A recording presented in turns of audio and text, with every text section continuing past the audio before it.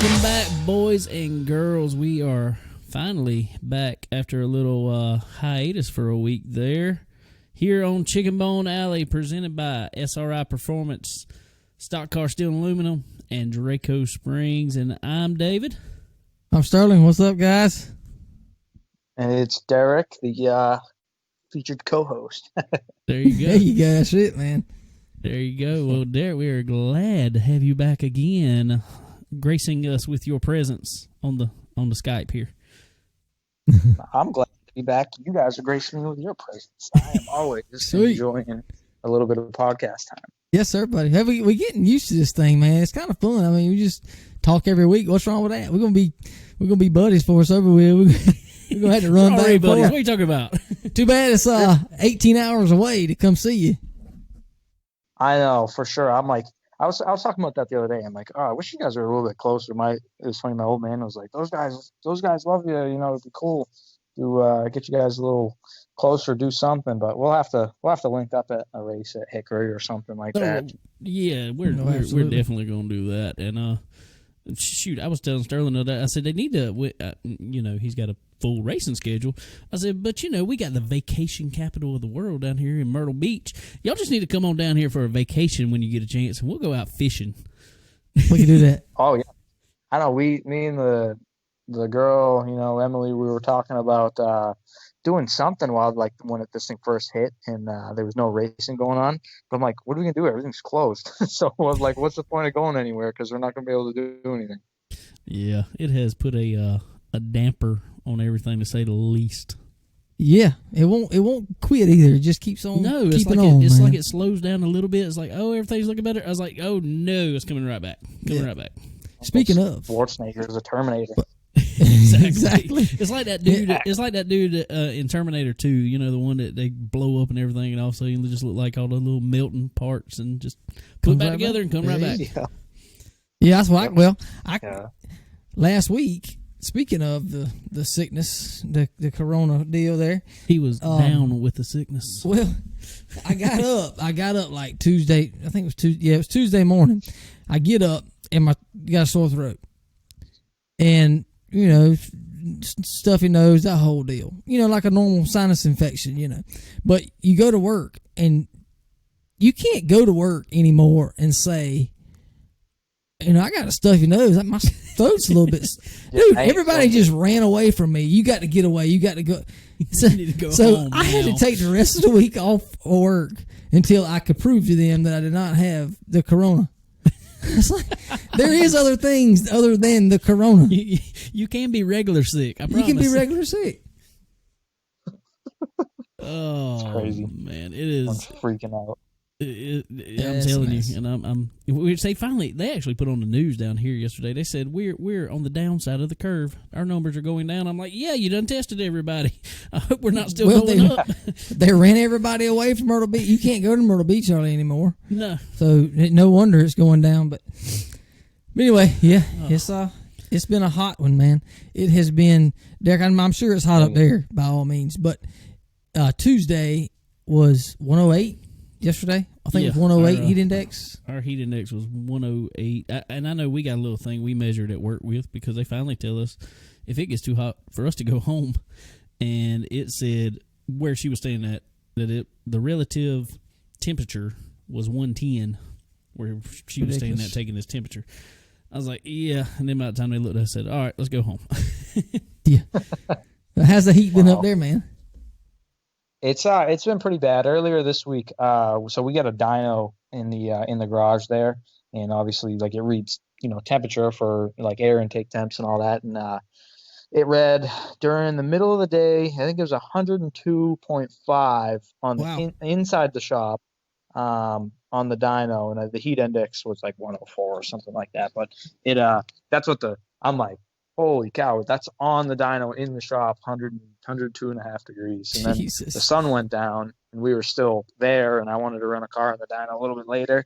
It was still 97 with the sun down. That's crazy. Jesus. That's crazy. I know we're still talking about our weekends and all that, or I hadn't talked about them yet. But anyway, I want to ask you real quick, related to racing. Me and Sterling obviously have run go-karts and stuff when it's this type of temperature. In a when you're running a late model or even in the ARCA car like you have been, what is that type temperature like in the car? I remember a long time ago I tested the temperature and we ran like a 35 lap feature over at Hudson Speedway in what we called Outlaw car, which is like no body rules, no motor rules. It's you put a 2 barrel on it on whatever motor you decide to run, 8-inch treaded tire, and you get a weight rule. That's it. So there were some pretty gnarly bodies, and that car was pretty open, had a lot of space, and I think it was on a day, 90s, mid 90s, it was like 100. Let's say it was 145 degrees, and where we tested the car on the inside, and like I said, that's just a 35 lap feature deal. So that's crazy. It gets pretty hot, especially if you have no vent. I know a lot of people don't like it, but I like cold water in the car with me. Like I'll take a water bottle or like they got this bag thing that they put in the ARCA car for me. And they're like, no one uses this thing. I'm like, why the hell wouldn't you fill this thing full of ice and drink it while you're under caution or something? They're like, I don't know, no one uses it. That's crazy. Crazy to me. On your late model and stuff, do you use a fan or anything on your cooling system at all on the helmet? Yeah, on one of my cars, I do have a little blower fan for my helmet. It helps a ton, but you can't really, once you get rolling, you can't tell the difference too much. Under yellow, you can definitely tell the difference, but I mean, you're out there kind of doing your thing. You can't really have too much to pay attention to as far as that goes. And then, like usually, I run like the Derby and Speed Weeks and all that without a blower fan. So we ran 300 laps last year at the Derby without a blower fan, and I'm like, I need to put one of those damn things in this car because once you have it, you don't want to get rid of it. Well, I can tell you what, I just saw it. A little shout out to our sponsor here. SRI just brought out their own helmet blower this week. So we know somebody might can hook somebody up here. That's right. Got to get it going here. Got to get it going. Yeah. It might be something where we chase after a little bit. There we go. Exactly right. There we go. Anyway, going back, how was everybody's weekend? I mean, we know you was off a little bit at the races and stuff there, Derek. But how was the weekend otherwise? Pretty good. It was pretty toasty out there in Kansas. I think it was 104 degrees at the pit box for a little while, and then we got back Saturday late and rolled in and went right to my shop and worked a little bit because we were pretty far behind for taking off during the week has been killing me, but I wouldn't change it for anything. So I met a guy Saturday for selling some cars and all that, and then Sunday we shot up to Maine and picked up our dog because we leave our dog up in Maine while we were out racing, and we hit the lake, went flatwater surfing and wakeboarding, all that stuff, jet skis, and shot back home nice and early, and got a good night's sleep Sunday, that's for sure. I bet so. I bet you were drained by the end of the weekend. Well, I'm gonna tell you what I did over the weekend. Nothing. Well, that's fun. I didn't do anything. I sat at home. I think I jumped on iRacing a couple times, and I watched a little bit of racing, but I tried to walk outside, and it was so hot. I was just like, nah, not doing it today. Yeah. So, not today. It wasn't happening. I got a speaker I need to put in my truck, and I wanted to go outside and do it, and I was like, nope, that's not even working today. Nah. So I think I got up early Sunday morning and cut grass.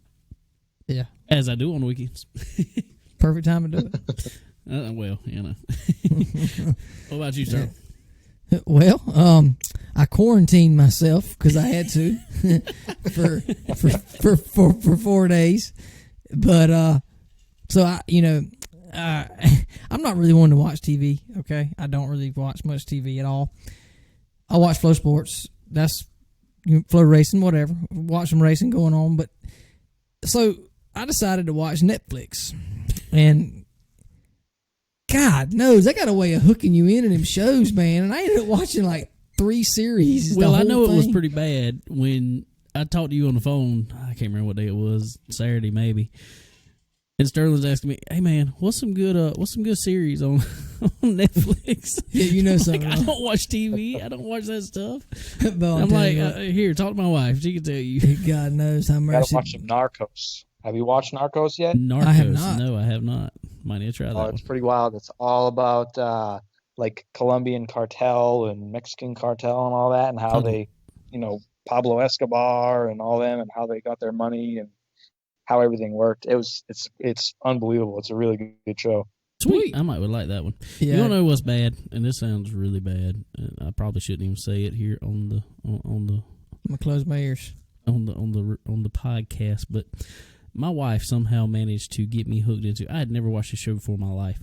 Well, she has been working from home since all this has been going on, and she had a customer service job. Now they moved her to like a marketing type job, so she kind of turns TV on while she's working. And I was home a couple days, and she was watching Grey's Anatomy.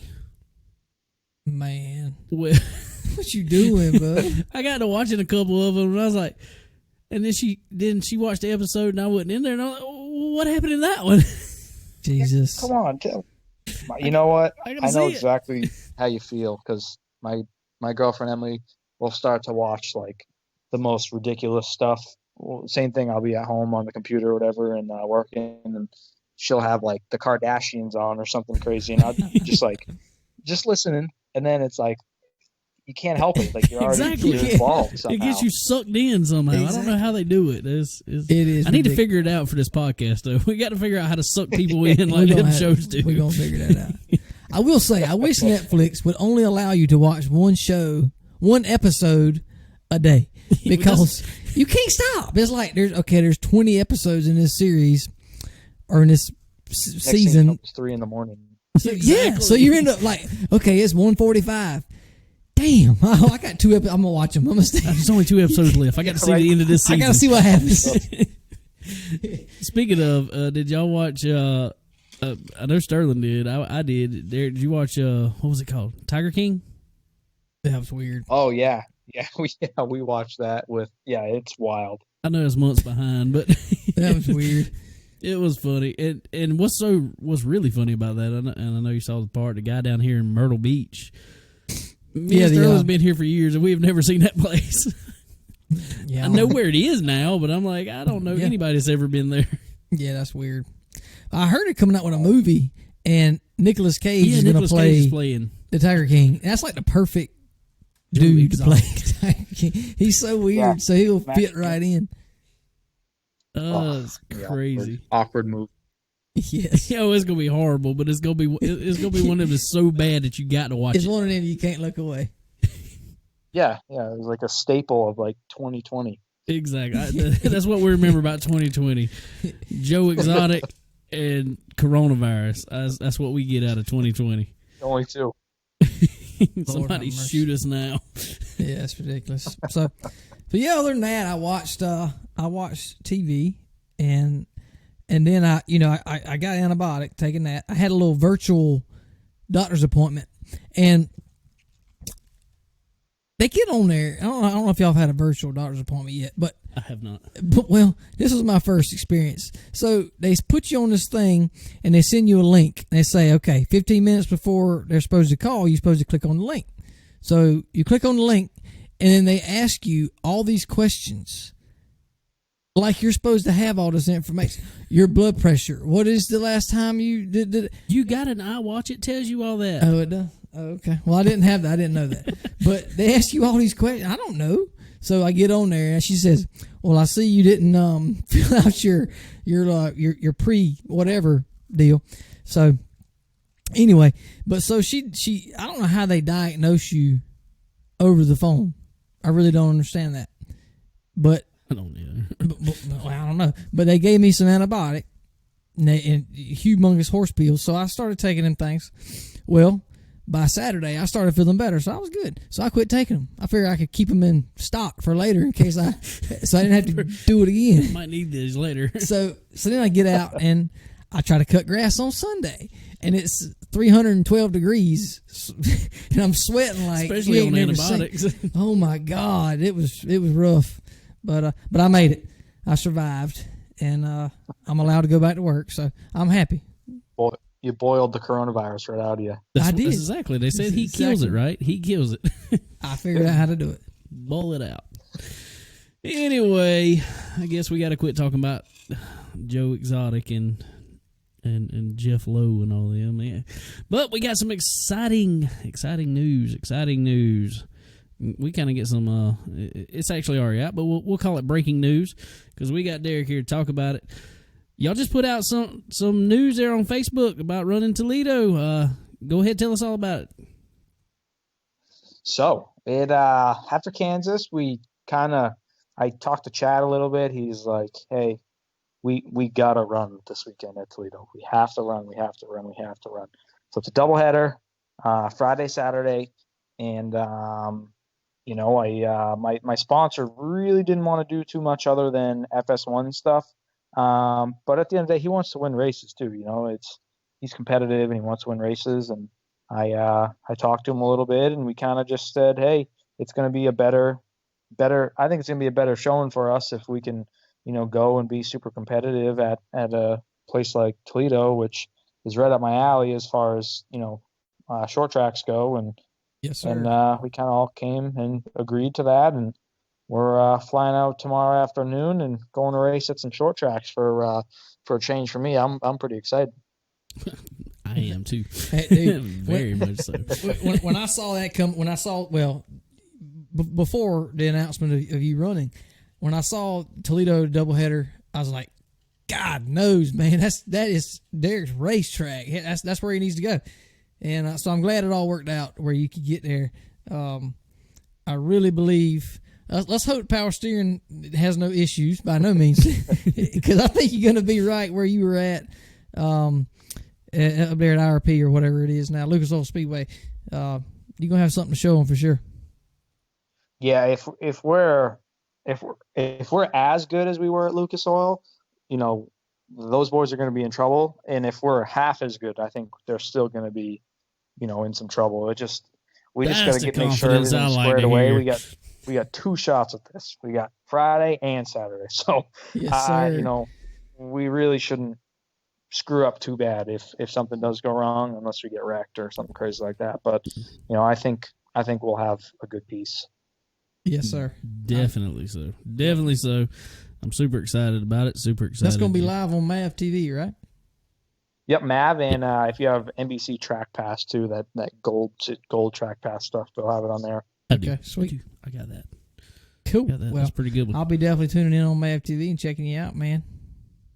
It's gonna be sweet because, like I said, that is right up your alley, and that is kind of track we want to see. And don't get me wrong, we want to see you on the mile and a halves and all that too.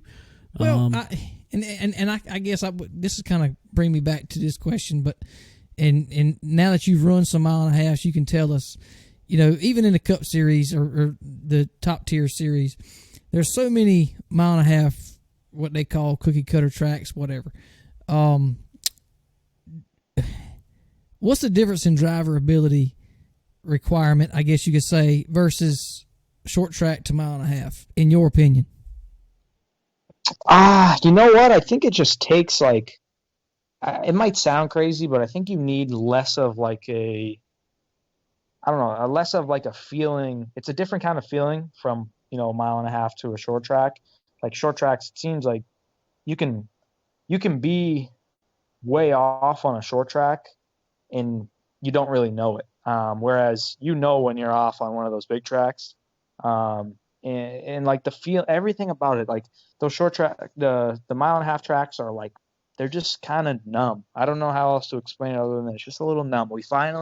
So I've been, trying to get these guys to get me a loose race car since Pocono, and I finally we freed it up a bunch, that second segment of Kansas.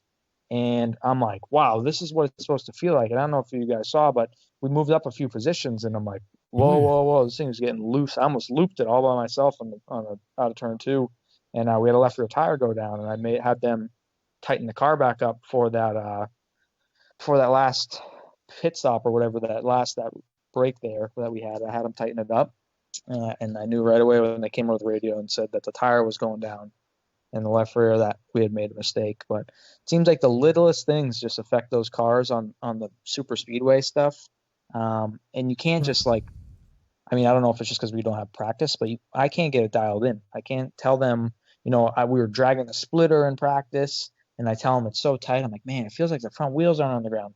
They got people who take pictures of the cars, splitters on the ground, hard, really hard. And, when something like that's happening in a short track because you feel it. You don't really feel it in those big tracks. It's just a different kind of feeling. It seems a little bit more like meticulous at these short tracks where you kind of have to, really, really know your car versus, just have a really well prepared car to go out and just drive and win, which seems like a lot of these big tracks, people are pretty well prepared for and just, unload and race good. And that's just not what we've been doing. So I think the short tracks will be a little bit better for me.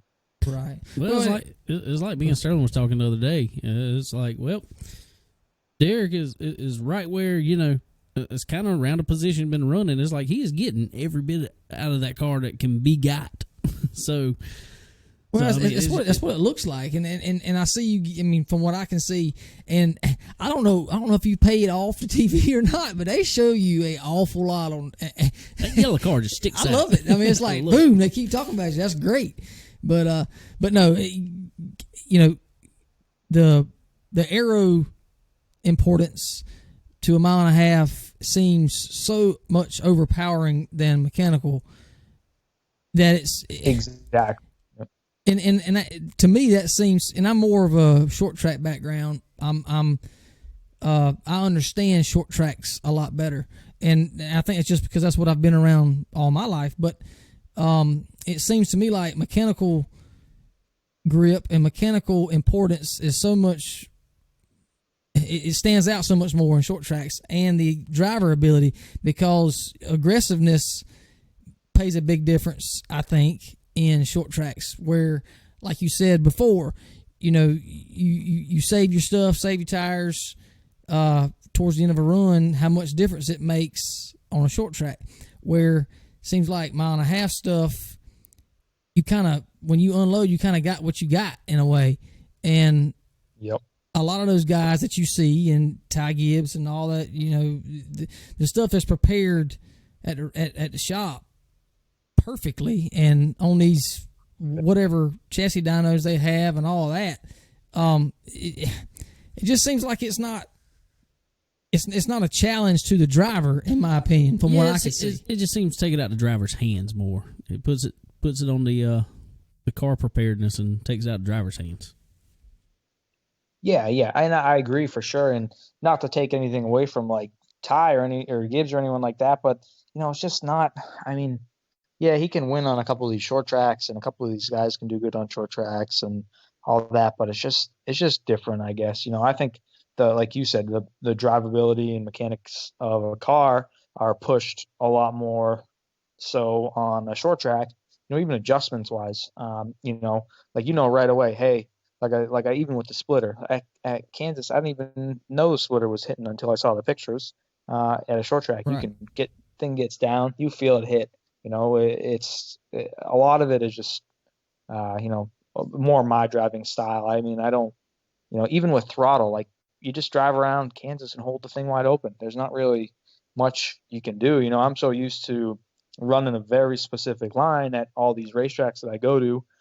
Very, very like roll dependent. I let off and let the car do its thing and get back to the throttle, early, low, drive up off straight.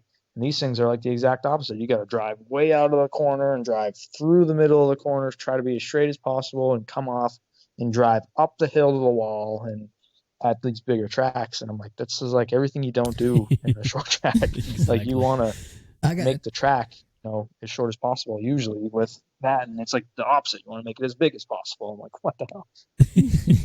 Shit ain't right. Shit ain't right. Yeah. Shit ain't right. What am I doing? Yeah, that's got to be a major. I mean, you've got to have a lot of pressure on you to try to do your best, of course. And putting myself in your shoes, trying to kind of relearn how to drive a race car has got to be challenging. Especially with no practice. That is very minimal practice anyway. And to me, that's so much more impressive to what you've been able to do. Just like me and David talked about it. Haley Deegan, she's all in the news. She's whatever, and she's good. She's very talented. I'm not taking anything away from her at all. I think she's got very good equipment. Yep. By all means. Oh yeah. And seeing you go in there and outrun her, that to me shows a lot about your equipment that you have and your ability to catch on quickly to the different style of racing. Yeah, and that's a whole nother thing too, is like we talk about it all the time. We're like, these guys are so well prepared, and not that Chad isn't well prepared by any means. It's just like, he's right now, I think I'm his only driver. He doesn't have self and right. all these people who have these, Venturini and all these guys, they have 4, 5, 6 drivers all at once. And, Chad's working with me, and that's kind of it. But I mean, you look at his track record with everyone that he's been with: Chase Briscoe, Dalton Sargent, Ty Majeski. I mean, he's been with some really, really heavy hitters and won some good races. So it's like, man, it almost feels like I'm falling a little short, but it's like, I think it's not just one thing. I think it's a few things. The practicing kills us.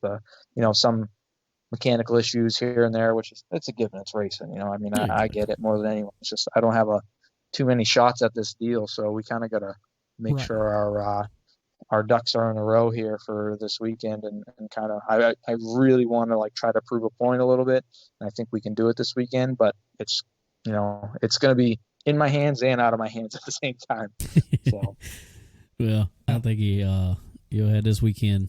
I think this will be a good shot, good showing personally, and not that Kansas wouldn't. Kansas is a good showing. I mean, what I know. Did you get in the wall a little bit at Kansas on that last run there? Oh yeah, for sure. So, like I said, I had them tighten it up a bunch after that middle run because of how loose it got, and it ended up back on the splitter again. And so they're like, "Hey, you got to move to the top. All the fast guys are up on the top." I'm like, "I'm telling you guys, if I move up there, I'm gonna get the wall." He's like, "I don't care. Move up there. I don't care. Get it." He's like, "Doesn't matter to us. Just do what you got to do. Chase some speed." So we moved up, and I made a couple laps without hitting the wall, but we weren't really quite up, running as fast as we'd hoped. And I got in good one time, and it must have got up on the splitter because there was no way I wasn't hitting it. I'm like, "Yep, here it comes." And then it's like, I hit it like there 4 it times. That's a terrible feeling got to be, man. There's nothing in control of you. You know that wall's coming. Here it is. Yeah. Yep. I'm like, I'm gonna do the best I can, and hopefully not wreck it too bad. And all I did, I got into it a little bit, scuffed it up, and that was kind of it. The only thing that sucked, I think I knocked the exhaust, some of the exhaust pieces off, and then maybe some tray paneling up. Oof. And all the exhaust was coming in the car, and got me pretty dingling those last 15 laps. I was all sorts of messed up when I got out of the car. I never felt that way before, so that screwed me up for sure. But other than that, I mean, the wall, he said it didn't hurt the car at all, so I was pretty happy to hear that. That's good. That's good. How I was sitting there thinking about it. I said, I think that's the first time he's really hit anything in the ARCA car. How does that feel when you go to? You're still at a team that's fairly new to you. How does that feel once you go out there one time and kind of rub the wall and it's like, oh, are they going to be mad? I mean, what is your feeling on that? Because I know how I am. It was funny because so Chad's been he comes right off the bat. He's like, "Hey, don't worry about driving this thing too hard or wrecking it." He's like, "This ain't late model racing. We got another one up on the top of the trailer. So, let's get going. Let's unroll and do the best we can right off the bat." He's like, "Don't ever worry about wrecking this thing because it really doesn't matter." So for me, that's a very, very, very different thing than what I'm used to doing. Because I'm usually in the shop fixing the damn thing. Yeah, I got to work on what I tear up. It's like every week, it's like I'm on the outside of someone. They use up my whole driver's side door, break the left front fender, or I break the right front fender trying to get up underneath someone. I'm like, No, it's gonna be a long week fixing this damn thing for the next race. So There's some for late me, it's a little nights. bit of like culture shock too. But they knew they're like, hey, we know you're trying. That's all we care about. That's awesome, man. I'm so glad you're that comfortable there, and they're that comfortable with you. That's freaking awesome. But anyway, before we get too far, let's go back a little bit, because we weren't able to talk about it last week because we weren't on here and didn't get to talk to you. Let's go back to your last late model run there at Oxford, and that was a seemingly, because I ordered it myself online. I sat there on the computer and watched the whole thing. That was a seemingly interesting day. Yeah, it was. It started off okay. We had no scoring, so for practice, so we didn't really know where we were at. But I'm like, man, this thing feels good. We start like, I don't know, fifth in our heat, or sixth in our heat race, and they're taking the top five, and I end up finishing like fourth or fifth or something like that. So I make it in, and we go to roll through tech. We are like an eighth of an inch low on the frame rail. We got a frame rail height rule here. So after qualifying races, you roll through tech. After you get off the scales, you got to pass ride height. You don't pass ride height, you get thrown out. It's a pretty simple rule, but it seems simple. But our left front tire was like an inch smaller in diameter than they have been all year. So there's our eighth inch. So we fail by an eighth of an inch, which our shocks were opened up. Like, I mean, there was nothing else we could do to get that thing up. I mean, it was as up as it was going to get. Fail ride height, throw us into the consi. So we start dead last in the consi. I'm like 2 spots or 1 spot out of the transfer spot. And, that sucked. So we had taken 2 tires for that consi deal. And we had a spool in for that week, and stagger was way off after we changed our right sides. It just turned into a nightmare. So we roll in, start to get ready for the feature. They don't even have us up on the board to go out in the feature. We're like, we should have our provisional, because we were a national champion with them, and we ran all last year, and we won a race at Oxford and all that stuff. So really what they do is they just add you in. Well, they didn't even add us in, so we had to take a half provisional and start like behind everyone who took a provisional. Wow. Fourth, I don't know, back of the pack, like as far as you can get. We start rolling. I start picking off some guys. And before I know it, the car's super loose. And we got put a lap down around like lap 100. I think the only caution, I think there was only 1 or 2 cautions around the whole race. I think there was just 1. And it was towards the end of the race. And I mean, I made it up to 12th, and that's just where I ended up. I mean, we had 3 3/4 stagger in the rear with a spool at that place. And thought you were running a dirt car. I mean, it was just holding on for dear life at that point. I actually drove when the green came back out after we had that 1 yellow. I mean, I was pretty damn good. I kept right up with Travis Benjamin in 3rd place for like, I don't know, 20 laps, and then the stagger just opened up again, and I had what I had. So we ended up P12, 1 lap down, which sucks, because I think if we had our different rear end in, or if we had a little bit less stagger, we would have been a top 5 car if circumstances were a little different. But racing, that's how racing goes. That is racing for you. And I'm gonna tell you, and after that, which it wouldn't have made a difference at this, being that it was a 1/4 inch low after the heat. But I know I texted you after the race and stuff, and I'm like, dude, I don't know who that guy was in front of you, because I don't know if you know who the announcer was on the broadcast, but he was not a good announcer. I had no clue where anybody was. But anyway, I said, that guy that finished in front of you in the heat race, I figured out you were a better person than I am, because I would have dumped him, because he cut you down. I know once. The worst person to race with. Oh, dude, I was getting mad watching it there on my TV, and it was. I'm like, I know it does nothing in the heat, to tear up your stuff and all this stuff, but man, he was making me mad. Yeah, me and him got a little history. He's an older dude who's been racing for a long time, and he I don't know how else to explain him other than he probably just shouldn't be racing anymore. I mean, he's got a brand new distance up here. His name's Jeff Taylor. He builds cars and they win. I mean, just about every Oxford 250 has been won by a distance car, and he's really well known up in this area. Built some really good cars, and this guy's got a brand new distance car, and he goes out there and drives it like it's like a bomber race or like an enduro race every single racetrack he goes to, and like his guy like he thinks it's like awesome to be like smashing into each other, door banging, like he thinks that's racing. And like, don't get me wrong, maybe for the lead with 10 to go, yeah, bang Yeah. each other up, but he's doing that for 15th place, and he Yeah. thinks like that's the best. Actually, he's such a rough driver that everyone nicknamed him 50 grit, like 50 grit sandpaper. God. So Jesus. yeah, it's horrible. He's a horrible race driver. I don't know what else to say. I feel bad for his crew, but he's horrible. I'm telling you, I would be so ready to junk his stuff. I mean, just it irritated me.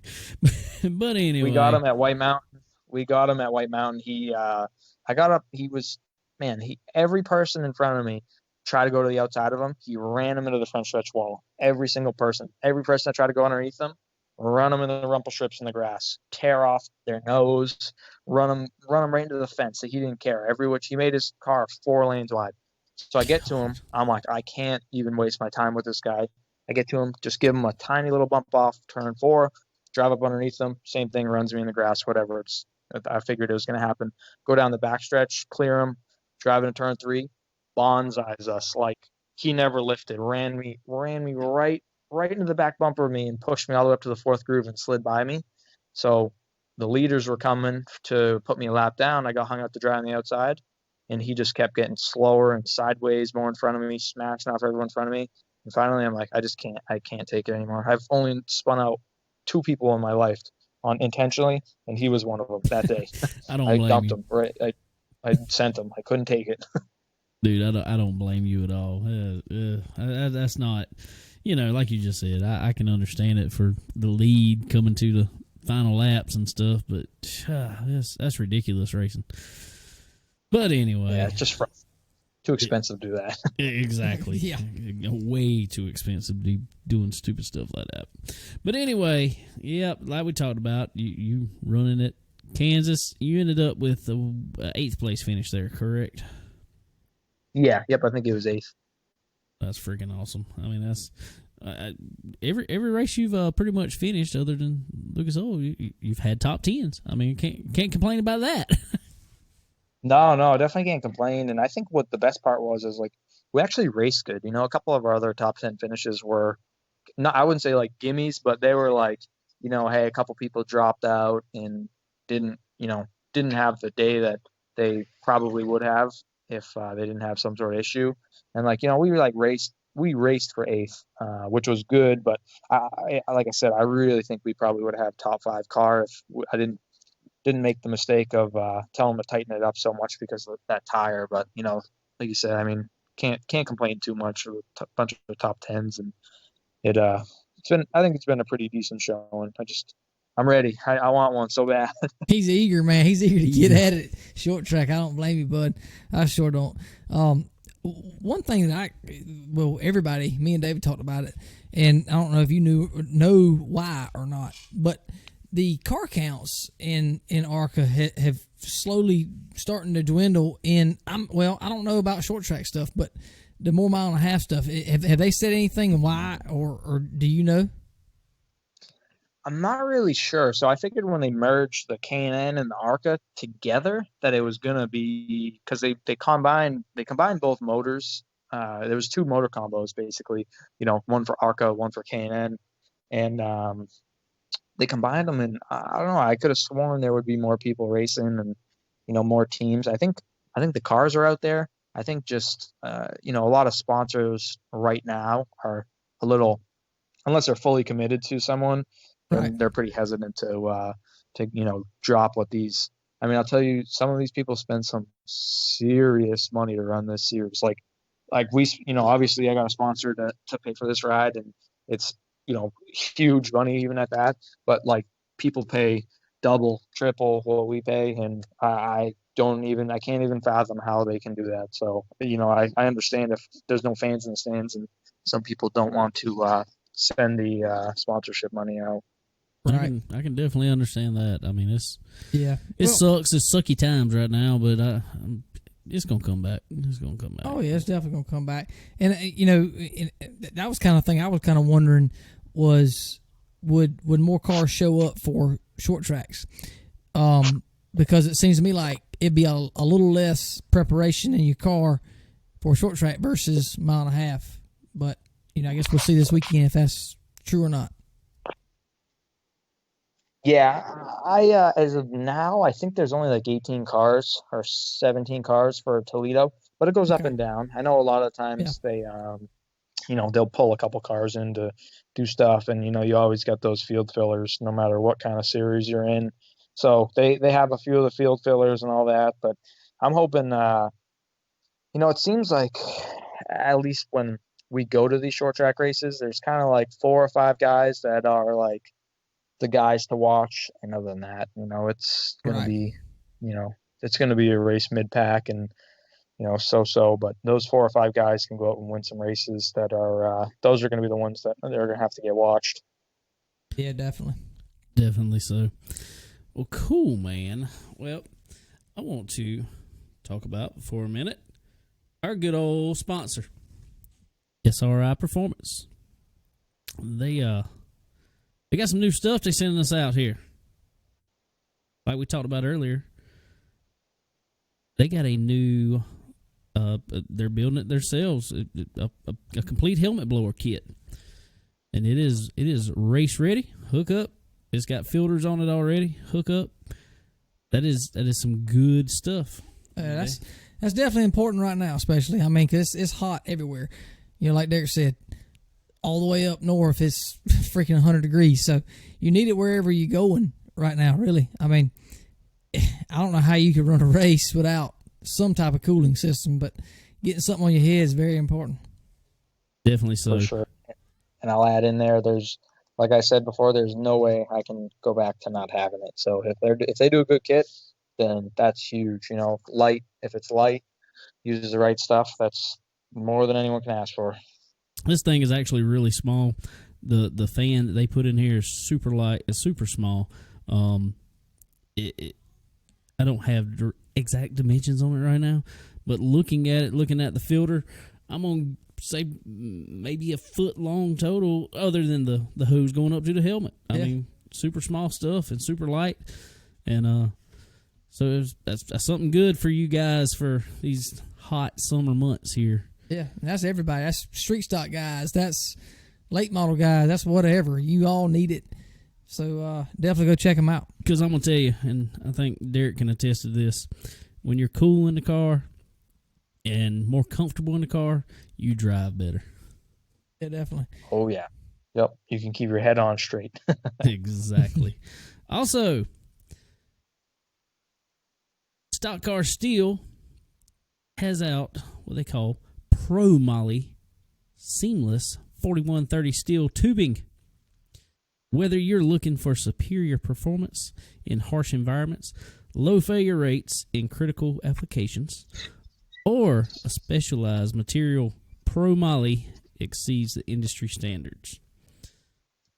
They got every type of tubing for any application you would possibly need. Anything from aviation to construction, heavy equipment, to chemical processing, to performance racing, to automotive. Yeah. Well, I think that's what people don't think about Stock Car Steel as much. They think as them as just related to racing. They supply everybody of all around different types of steel. With part on a machine shop, we buy steel from Charlotte all the time. They are a competitor of a lot of those guys, and they got the best you can get. I mean, that's all there is to it. So definitely go check them out. For anybody that is building anything racing related or not, they got it. Go check them out. Also, guys, get your kids on Facebook. check out the coloring contest. It ends July 31st. So get your cars colored, get them submitted for the winner. You're going to have some nice prizes for all that. Also, don't forget Draco Springs, all your spring needs. Any spring application you would need for anything, you can find all that at www.sriperformance.com. And you can find your materials, all that, at www.stockcarsteel.com. Also, SRI Indy has a new website. They sent it to me today. It is www.sri-indy.com. So any of you guys out that way, check them out. All your racing needs, all your performance needs of any type. SRI is your one-stop shop for all things racing. So, rolling off some more racing. We've had a lot of, while we're on here, and I know Derek deals in a whole lot more asphalt racing and stuff, but we've had some a lot of the Southern National Series go on down mostly Tennessee, Georgia, some North Carolina tracks. The Schaefer's Oil Super Late Model Series, and Brandon Overton, Big Sexy, ended up being your series champion on that. That was a close race between him and Chris Madden. Yeah, that was tight. Chris started out the series strong, and Brandon is very strong in that series as well. It's hard to go back and compare that series to a Lucas Oil or an Outlaw, because the competition just isn't as strong. But Dale McDowell was in it; he was strong. Chris Madden back with a new team, he was strong as well. But glad to see Brandon take the series for sure. Yep, that was a pretty cool series, and there was a whole lot more super late model racing. Dirt super late models going on. We couldn't keep up with all of it. There was too much racing to watch. It was. This is a terrible problem. It is. But I will say, to have that series on Flow Racing TV was nice. That was good. That was super nice. Super nice. I want to go back to something, though, that is that Derek know a little bit about here, but it relates with dirt racing also. Back to Kyle Larson. Somebody actually asked Kyle Larson the other night. Finally asked him in an interview. I don't know. It's been weird because it's like nobody wants to touch the topic of NASCAR with Kyle Larson. It's like they're scared. Anyway, somebody asked him if he wanted to go back. Finally asked him, and he said, "Well, I think I would at some point, but he said I can win a lot of races right here." He said, we're racing almost every night a week. And he said, I love it, and I can win a lot of races. Derek, in knowing, as we all do, that NASCAR, Cup Series especially, is the pinnacle, and you're going to make the most money racing a race in the Cup Series, would you rather go to races, say you're a super late model, go to races 5 nights a week and be able to win all those? Or would you rather be in a ride kind of like Kyle Larson was and running? He was capable of winning, but on most days he was going to run, I don't know, 5th to 10th, maybe even 15th. Yeah, for sure. That's a tough one, especially at his level where he's racing now is still, it's no joke at all. He's racing the best of the best on the dirt, and and he's hauling butt, like he is killing it. I don't know. It's one of those things we all want to make it to that, the highest tier and everything, but there's a lot of stipulations that are involved with, your whole life has to be, you got to be kind of a cookie cutter. I shouldn't say it like that, but you got to be kind of little vanilla now. Perfect example. You can't make any mistakes. Make Exactly. zero mistakes. You make one mistake, you're out. Well, and that's what's so bad about it. Yeah, that's what's so bad about it. And me and David said it before. It's kind of like you can't be human. You can't be yourself. Yep. And that part I hate. I wish it would get back to the good old days where you could be yourself, you could do what you wanted to do, and so what if you screwed up a little bit? Whatever. I mean, you're human. Whatever. But in my opinion of what I would want to do, from hearing Kyle Larson in the past say it, I think his heart is in driving a dirt sprint car. I really do. Yep. He loves it. He loves doing it. So, taking the money aspect out of it, what is the reason in going back to Cup? To prove himself in that series? Maybe so. But in my opinion, real quick, I mean, he's done everything in my opinion, but win a championship. Well, I mean, if that's something that he wants to try to strive to do, okay. But if I'm Kyle Larson and I have the money to survive and live, but he's not scrounging for supper, I can promise you. No. But he's doing he's doing what he loves to do and doing damn good at it. So I think I would stay doing what he's doing. That's just my opinion. That's what I would want to do, because it's got to be. I know he's running a lot more nights.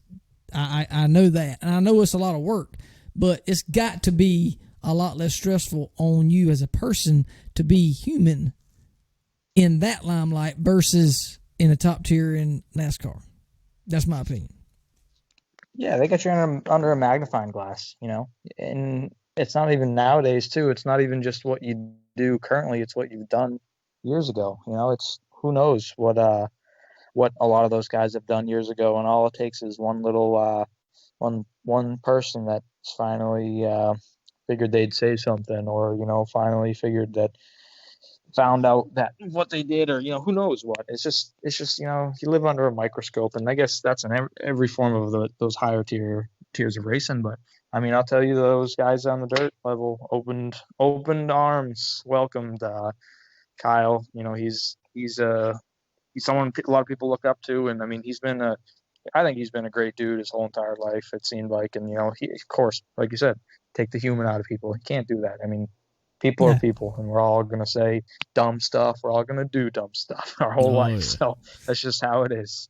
Exactly. That's how it is. But I'm going to tell you what, there was a stat on there, and, going into what we were talking about, how he's running at the dirt stuff. This is probably one of the most impressive racing stats I've ever read. Kyle Larson has 38 starts this year in a 410 sprint car. He has an average finish of 3.763. 18 of those are wins. That's insane, man. It's just unreal. That is, I mean, that's crazy. Brad Sweet's behind him, and he's got an awesome winning percentage because they do this as a national thing, so he hasn't run. Kyle Larson and Brad Sweet weren't running together all these races. Brad Sweet's average finish, I think, was about a position behind that. I think it was about 4.5, 4.7, somewhere in there, too. Yeah. Which is insane numbers, too. But when this dude can come in there, he started that season later than they did, and he has surpassed him in his way. Well, in the wins and everything. I mean, yeah, okay. He's. I'm not gonna say he's not a full-time sprint car driver, because right now he kind of is. But Brad Sweet has been in a sprint car full-time for how many years? Long time. It's been a while. So to see him come up all of a sudden, boom, I'm running full-time sprint car. That's impressive, man. It's just, it's crazy to see his ability. And, I remember when Kyle kind of first come into the Busch Series, Xfinity Series, whatever it was at the time. I think it was James Finch. I can't remember who he was running for, but I think he ran a little bit with them, yeah. It was a smaller team, and he was very impressive right from the get-go. And, I don't know if... I know from Xfinity to Cup Series is a huge jump, and I've heard a lot of people say that. I've heard a lot of rookie guys come in and say it's a big transition to learn the difference. I don't know. I honestly think more kind of like Derek, what we were talking about earlier. I think it's from Xfinity to Cup is so much more dependent on the race car than it is the person. I really believe that. And I mean, yeah, okay. Like William Byron, for instance, he's going to a Hendrick. I mean, he went to a Hendrick car. Good equipment. But at the time he came in, Chevrolets were not performing as well. Right. Well, okay. Does that say his ability isn't as good as, Kyle Busch, whoever? Well, I mean, it's hard. It's so hard to say that, just like you're saying right there, because his numbers aren't there, but his numbers have been better than Jimmy Johnson's. Right. Well, I mean, the big thing I'm getting at is, okay, Kyle Larson goes to Cup driving for Chip Ganassi. Their equipment has performed better year after year, slowly. But he goes to a sprint car, mechanical grip, your driver ability is got to be a lot more noticeable and needed in a sprint car versus a Cup car. And you see what his driver ability shows. It's just, I think that's, to me, that means everything. So, I don't know, man. I don't know. Maybe he'll go back. I know Stuart Haas is probably going to pick him up if that works out. But I guess kind of like there. Go ahead.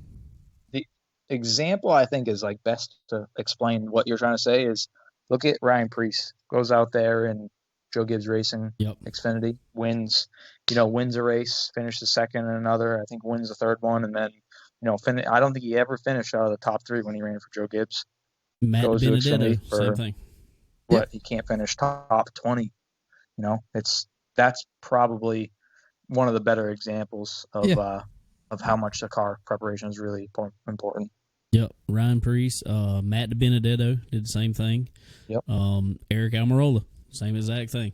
They all went to Gibbs first, got wins with Gibbs, and all of a sudden, they're at the bottom of the totem pole. Yep. It's they crazy. move up, but they're moving down at the same time. Exactly. And right. I know you probably see it more than we do because of, the line you're in. But, man, it just seems so hard to me to understand people. I feel like I would rather, maybe it's just me, and I know the money difference is huge, and it's all sponsor-driven, but I just feel like I would rather run a top-tier Xfinity ride and run good every week than put myself in a lower-tier Cup ride. Is the money that much better? Yeah, the money is like, if from what I've heard, like what a real salary is for a year, it's not even in the same ballpark. And it seems like the only time you kind of really do get paid is when you move up to the Cup, because we had talked about it a little bit when all this whole deal all started, just for shits and craps and giggles. Didn't mean to swear on the podcast. You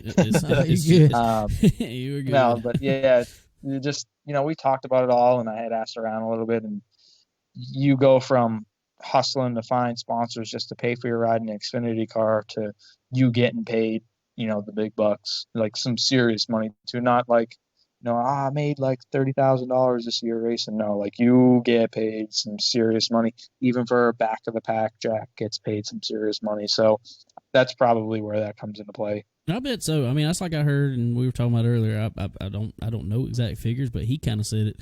Corey LaJoie, who is pretty much, he's going to be 20th or worse. He pretty much said he makes $15,000 a race. Yeah, that's good money over 36 races. Yeah, definitely. Huge. It definitely is. Well, and I've heard Kyle Busch even say it. And I don't know the whole logistics about it, but I've heard him say to drive one of his trucks a race is like $150,000 to drive. Oh yeah, not more. Yeah, and that's just that's insane. I mean, and I hate I hate it so sponsor driven kind of.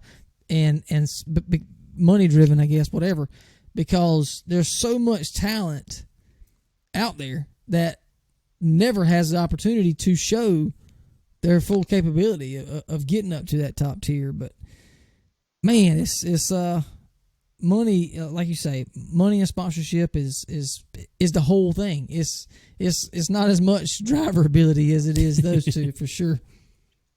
Yep. Yeah, and I couldn't agree more. And it was funny. It was like probably 3 or 4 years ago, and I mean, I didn't have any sort of stock car experience or anything like that. And we had a truck team, mid-pack truck team come up for the truck race up here at New Hampshire Motor Speedway, and they had contacted us through the fan page. And like I said, I mean, this was kind of before I was, doing, we were doing pretty good the last 2 years, and it was kind of a little bit before that. And they're like, hey, we see you racing, we're a development team. We want you to drive our truck, blah, blah, blah. I'm like, yeah, cool. Just, what's the stipulations? $125,000 and make sure to get your NASCAR license and everything filled out before the weekend. This was like Tuesday. I'm like, where in the world do you expect me to come up with $125,000 in 6 days? Really? Yeah. Let me pull that out of my back pocket real fast. Hold on. Jesus. And like I said, that's like a mid front 2 mid-pack car. It's not, it's a maybe a top 10er, maybe. And they're asking that for it. So dude, that's crazy to me. That money to me, just looking at it, and I guess I've looked with too many small, I say small, local teams too much. $125,000 better run me a whole year almost. I mean, what's the season? Exactly. Shoot, that'll go a long way. Well, I mean, it's ridiculous. And I've heard some of what it costs to rent motor from Hendrick Motorsports, and different things. It's just unreal the money it takes to run that. But what they're claiming in Cup now, they're needing like $30 million a year total for a top tier ride. It's just or more. That's insane. Yep. Oh yeah, for sure. I think M&M, so Mars alone spends $36 million a year in NASCAR, in NASCAR. That is insane. $1 million a race. It's insane. Yep. That's $1 million crazy. A race. That crazy. Is insane. Well, kind of talking about Mars a little bit, and I wanted to ask you. Well, Mars as his sponsor, Kyle Busch. Ever since this whole pandemic deal and they got back racing, no practice, no qualifying, his he has not been performing nowhere near like he has been before. And he has said in interviews that their practice time they need that so bad. But you look at Kevin Harvick or Denny Hamlin even, and they unload ridiculously fast. What is your opinion, Derek, on why that is? Kyle's ability to drive a race car is ridiculous. We all know that.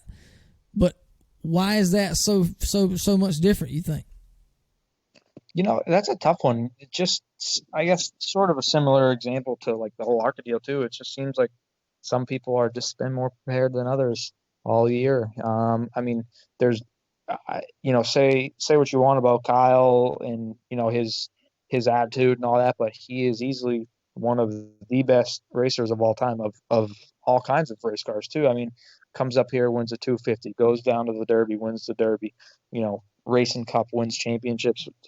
He's just something you don't really see a guy like him a lot, and it's not like he just lucked into everything that he's had. I mean, he's definitely really talented, but some people need that. And some people need that practice. Some people need those laps to just get comfortable and making changes during the race has so much pressure on everyone to do the right thing. It's like it's almost too much, rather than getting the car dialed in ahead of time and knowing what you need, knowing what you want, and being able to get it there. You're unloading a race car and you're just hopping in that thing and getting going. Like it's pretty unnerving no matter who you are. Never mind, Right. I mean, it's this guy's everyday job, but it's still, it's just something that, you like you said, you just really need to get that practice back more than anything. Yeah, and I think now they're going to keep no practice, no qualifying for the rest of the year. So how are they going to do that with running? And they said they're not going to do it, but they're running the road course at Daytona, in which there's a lot of the Cup guys who have run like the Rolex and stuff like that, but especially truck. Is there a truck race there? No, there's not a truck race there, but the Xfinity race is there, and those guys have never seen that road course other than on iRacing or something. Well, the biggest thing is, I mean, okay, the Roval. When they first tested the Roval, I mean, those guys have been around a road course, of course. The Roval's different than the other, of course. But the biggest thing is learning the race car on those tracks. Oh, yeah. So that race car has never been on that road course. That's going to be... They're saying, too, if they don't put a chicane in somewhere between turn 4 and, well, not turn 4, the Cup turn 4, the typical turn 4, and what will now be turn 1 when you go at the end of pit road, if they don't put some sort of chicane in there, they're most likely going to be running almost 230 miles an hour going into turn 1. Jesus. We better have some good brakes, that's all I can say. I'm telling you. Yeah. So I'm assuming they're probably going to put in some sort of chicane real quick, like. Yeah. Well, that's no joke. That'll be interesting coming off of the bank and in the dog leg in the middle on the front straightaway coming down to a chicane. That'd be interesting for sure. You're gonna have to do something. Yeah. But so I guess it's all interesting to see. But it is a different year. I'm not really. Well, it is, but I really hate it. I do hate it, and I'm a fan of Kyle Busch because of his ability. Kind of like what you said, Derek. I have been seeing his ability to run different things and to get certain things out of a race car is really impressive. And I listen to him a lot on the scanners during a race, and we've said it before, especially when he's driving a truck. He tells his crew chief every single minute thing to do in a pit stop, and he knows exactly what's going on the truck, exactly what to do to it. So that kind of impresses me more than just getting in it and going and driving it. Like you work on your own super late model. You know what it's doing. You know during a run what it's doing. That's impressive to me more than just getting in it and driving. So I hope to see him be able to turn it around and get him a little bit of. I think he just got a stage win this past week for the first time, which is weird to say. Well, what's bad to say is he's still finishing top 5s, but everybody's like, "Oh, what's wrong with Kyle Busch? He's not winning." Yeah, well, it's taking him the whole race to be able to get to the top 5. But, oh yeah. But anyway, we'll see what happens. Maybe he can come back up there and do something. We'll see. Sure hope so. I like. Like I said, you can say he's very, very, very passionate. I mean, it's cool. We run at Hickory with him a handful of times, and it was cool. I remember I was just a little kid at the time, and they had a picture of me and him standing side by side at a driver's meeting. He's just like everyone else. He, once we were at the races, we were at the driver's meeting. He's talking about the surface of the racetrack and talking to all of us just like a regular dude. That's what made me a fan for him, at least, was seeing him like a regular dude. Oh yeah, and that's what I've always said is, I guess from the TV point of view, I'm not a fan of him. I'm not a fan of him. Well, see, now his driving and stuff, I think he's probably one of the best drivers to ever come through NASCAR. But watching what he does and gives back to the sport, especially on the late model side, I'm a huge fan of him. Right. Well, see, I can kind of understand in a way. Kyle hates to lose. We all know that. He hates to lose. So when he gets out of a race car, time as you get out of a race car, you got a microphone in your face. Okay, don't get mad if you don't hear what you want to hear. I mean, well, that's what they want to hear now. Actually, though, when it was originally, they stick a microphone in Kyle Busch's face, it was like, oh, he said this. Oh, he said. Well, now they're expecting to hear that. Yeah, so I think that's the reason that they do it now. Yeah, I believe so. But kind of going back, KFB, like you say, Derek, I don't think he hides a lot of information. I really don't. I think that, well, some of the best up and coming drivers, development drivers, whatever, through Toyota came through Kyle, and I think he helped them a lot understand a lot about these cars and trucks and whatnot. So I don't think he kind of hides this. I don't think he hides the secrets and abilities or whatever. I just that's really cool that to hear that he's just a normal guy and wants to help people out. Oh yeah, for sure. And I think really honestly, I think he's just a racer. He'll race whatever, whenever, however. He just wants to race, and that's pretty big. You know, a lot of the guys that are up at that level are kind of just like a steering wheel holder. And Yep. you know, he knows what he needs. He knows how to get it there. You know, it's all that stuff. That's impressive to see that on that level. On any level really of racing. It's like he's like the Bubba Pollard of like the Cup Series in a sense. Right. Yeah, he definitely is. In some ways, I should say. Bubba definitely had a different attitude, but sometimes I've seen Bubba jump on the defense every now and then. Oh yeah.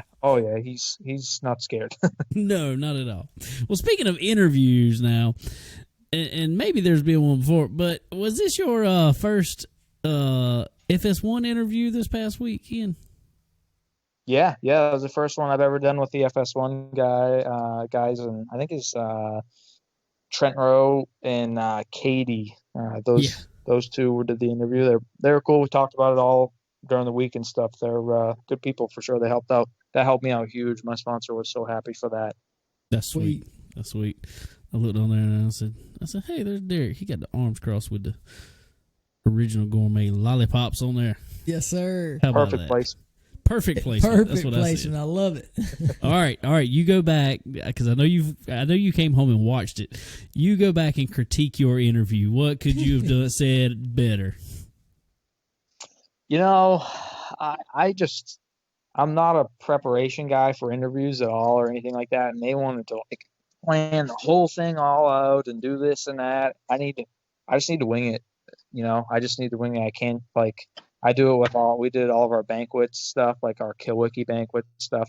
Every year they want you to half the kids up there have I don't know if their moms wrote this thing, but they're 20 page, 40 paragraphs, talking about everything and everything they did and all what I don't know. It just ended up being kind of a weird thing. And that was televised deal through Speed 51 and all that. And I jotted down some notes on a napkin before I got up there and just was like, hey, just thank the KBBP people. And, I kind of just do my thing. I like just going off a wing and doing it that way. So I wish they would have kind of been a little bit more, free about it. They kind of make sure you touch on these certain points and this and that. I really like the way you did that. And I'm like, all right, I guess if I try to remember that, I'll say it. I'll say it. Let me write it on because that's what I'm worried about is interviews.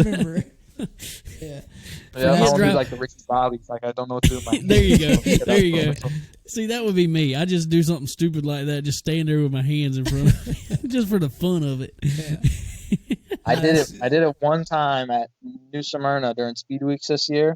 It was a live TV deal. I don't know how it was televised, but I remember everyone at home, I was getting tagged on Twitter, they were doing the Ricky Bobby hands and stuff. It was hilarious. I didn't know they were live. I thought it was B-roll, and they was live, and they thought it was funny at least, so that was good. Oh, that's great. That's great. Well, cool, man. Well, I think we're about done for the week. Yeah. Hey, Derek's got to get some rest, man. He's got to get ready to. Yeah, he got to get ready to get to Ohio packing the fun stuff, the fun part. Yes, how did they let y'all go in? I know Cup and stuff at races, they just want them to walk to their car and go race. How did they let y'all do it with the ARCA stuff? So I don't know exactly how everyone else does it, but I get there usually when the guys get there and help unload and push the tech, the whole deal. So I get there at 7:30, hang around all day, and whatever needs to get done, I try to help out a little bit just because it's a learning experience for me as much as it is on the track. It is off the track as well. So I don't understand why everyone just shows up with a helmet bag and throws it in the car when it's time to go and goes racing. I'll never understand that. So I prefer to get there and kind of prove my worth a little bit, try to help out and just do simple stuff like whatever needs to get done. I don't mind helping out. They don't want me to help out, but I'm going to help out.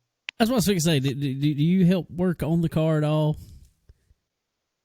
A little bit here and there. I mean, it's cool because they're guys. Like, I mean, his guys, they all got jobs. They know what they need to do. They get there. They don't play around. Everyone's got a set job. And I know more than anyone, as soon as you kind of throw yourself in the mix, you almost slow the process down rather than help out. But like, for example, at Kansas, we were down.